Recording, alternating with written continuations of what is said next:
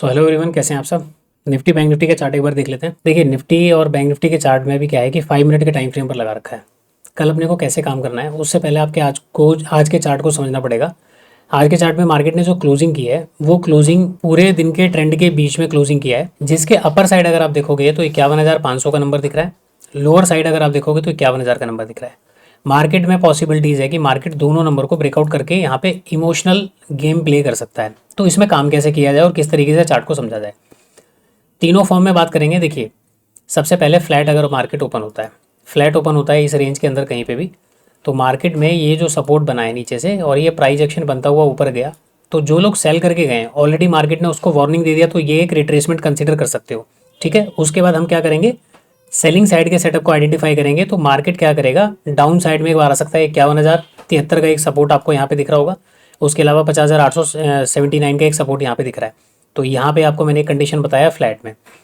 Flat में दूसरा condition क्या हो सकता है, प्राइस नीचे की तरफ आएगा तो भी हम यहाँ पे क्या प्लान कर सकते हैं, सेलिंग का प्लान करेंगे। उस कंडीशन में मार्केट में ये भी एक फिर वापस सपोर्ट की तरह काम करेगा आपका। तो आप टारगेट चाहे यहाँ तक का लें, या फिर अगर मार्केट इसको ब्रेक करेगा तो डेफिनेटली मार्केट 51,000 के नंबर को ब्रेक डाउन करने आएगा, वहाँ पे प्रॉफिट बुक करके आपको मार्केट से निकल जाना है। ये दो बातें आपको मैंने बताई फ्लैट में। इन केस अब यहाँ पे कुछ अच्छी अपॉर्चुनिटी कैसे बन सकती है, सपोज मार्केट हल्का फुल्का गैप डाउन ओपन होता है, यहाँ कहीं पे ओपन हुआ, ओपन होने के बाद प्राइस आया और यहाँ पे 200 का सपोर्ट लेके 180 का सपोर्ट लेके मार्केट ऊपर की तरफ गया। हमारा प्लान फिर से क्या हो जाएगा, मार्केट में सेलिंग साइड का। तो मैं यहाँ पे फिर से सेलिंग साइड के सेटअप को आइडेंटिफाई करूँगा। ये दो गैप डाउन के अंदर हो गया। अगर मार्केट गैप डाउन ओपन होता है और डायरेक्टली मार्केट नीचे की तरफ चलना शुरू करता है, तो फिर उस केस में भी हम लोग सेलिंग साइड के सेटअप पे प्लान करेंगे, क्योंकि मार्केट को स्टॉप लॉस क्रिएट करने के लिए 51,000 का नंबर ब्रेक डाउन करना पड़ेगा। उसमें हम सेलिंग साइड में पैसा बना के निकल जाएंगे। जब मार्केट ब्रेकडाउन वगैरह करेगा, फिर कोई ग्रीन कैंडल वगैरह बनती हुई दिखेगी या कोई छोटा मोटा स्विंग बनने के बाद मार्केट ऐसे करके स्विंग को निकालता है, हम अपने ट्रेड से एग्जिट करके मार्केट से निकल जाएंगे। ये आपको मैंने दो कंडीशन बताई गैप डाउन में। In case market gap up खुल जाता है, तो गैप अप में आपको एक बात ध्यान रखना है कि सपोज अगर गैप अप खुल गया, तो गैप अप में फिलहाल के लिए प्लान मेरा ये है कि ना तो मैं बाइंग साइड काम करूंगा ना तो मैं सेलिंग साइड काम करूंगा। उसके पीछे का कारण है, देखिए, गैप अप अगर ओपन होता है तो ऐसी कंडीशन में जो थोड़े बहुत सेलर यहाँ पे बैठे होंगे वो मार्केट में ट्रैप हो जाएंगे। और गैप अप ओपन होने के बाद अगर प्राइस नीचे की तरफ गिरता है, तो मे बी क्लोजिंग प्राइस का ब्रेकडाउन जैसे होगा, वापस प्राइस क्या करेगा, सेलर्स को इनवाइट करेगा और ऊपर मार्केट के पास 500 के नंबर को देख के जो लोग सेल करेंगे इससे पहले, मार्केट ऊपर की तरफ चला जा सकता है। तो एक पॉसिबिलिटीज़ ये भी है।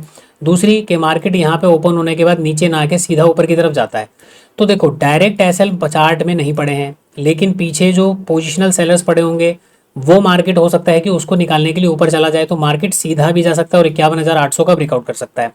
मे भी मार्केट ऊपर सीधा ना जाए और मार्केट क्या करे, थोड़ा बहुत ब्रेकआउट देने के बाद जब बायर सेंटर करेंगे मार्केट वापस नीचे आ सकता है।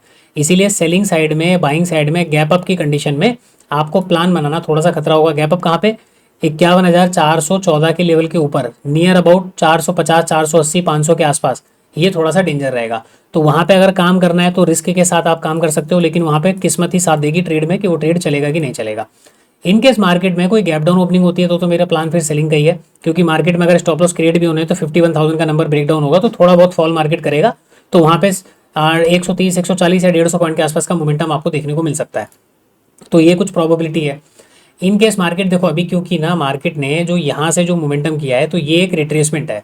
सेलर्स को मार्केट वार्निंग दे चुका है, बायर्स नीचे अवेलेबल हो चुके हैं, तो ऐसी कंडीशन में स्टॉप लॉस जो पड़े हुए हैं मेजर, वो स्टॉप लॉस आपको डाउन साइड में पड़े हुए हैं, जो स्टॉप लॉस डायरेक्ट पड़े हुए हैं, ऊपर डायरेक्ट एसएल नहीं पड़े हुए हैं। तो ये बातों को सोचकर आपको काम करना है। अच्छा, एक सिनेरियो और कि मार्केट गैप डाउन खुल गया, गैप डाउन खुलते ही मार्केट में कोई पॉजिटिव कैंडल बन गया और कोई ग्रीन कैंडल पहुंच गई इस रेंज में, ये जो क्लोजिंग प्राइस का रेंज है ना, इस रेंज के अंदर आ गई।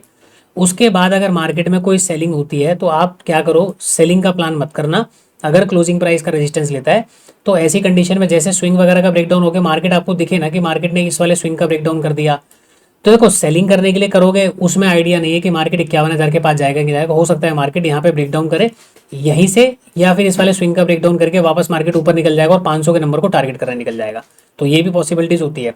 तो गैप अप में अगर मार्केट जाता है तो ध्यान रहे कि क्लोजिंग प्राइस से पहले पहले कोई बुलिश कैंडल बनती है, और बुलिश कैंडल बनने के बाद प्राइस यहाँ पे कोई रिजेक्शन दिखाना शुरू करता है और ऐसे में निफ्टी का चार्ट अगर आपका सपोर्ट कर रहा है, तो देन मार्केट में क्या कर सकते हो, आप यहाँ पे डाउन साइड का प्लान कर सकते हो। उस केस में निफ्टी का चार्ट कुछ ऐसे करके ब्रेकआउट दिखाए और ये वाला चार्ट यहीं पे कहीं पे टहलता रहे, तो जाके आप क्या करोगे, निफ्टी के चार्ट में बनाओगे तो अच्छा ट्रेड बनेगा, बैंक निफ्टी में बनाओगे तो अच्छा ट्रेड बनेगा। ये हो गया हमारा बैंक निफ्टी का चार्ट। एक बार निफ्टी के चार्ट में चलते हैं उससे पहले मैं आपको यहाँ के चार्ट में बताऊं तो देखो आज के चार्ट में कई सारी अपॉर्चुनिटीज थी, जो कि सारी अपॉर्चुनिटी सही भी थी और सारी अपॉर्चुनिटी गलत भी थी। ठीक है ना। तो जब भी मार्केट में कोई ट्रेंड के साइड में मार्केट गैप अप वगैरह खुलता है, तो आपको अगर एसएल हंटिंग में काम करना है तो ऐसे चार्ट में काम करो जहाँ पे चार्ट क्लियर विजिबल हो। जैसे ये जोन मार्केट ने बनाया, ये चार्ट बिल्कुल क्लियर विजिबल था कि मार्केट ऐसा जोन बनाए और ब्रेकआउट वगैरह करता। तो अगर 500 का नंबर है तो हो सकता है देखो मार्केट 500 के नंबर को ब्रेकआउट करेगा। अगर राउंड नंबर नहीं है तो मार्केट ब्रेकआउट करने के बाद फेलियर में कन्वर्ट हो जाता है।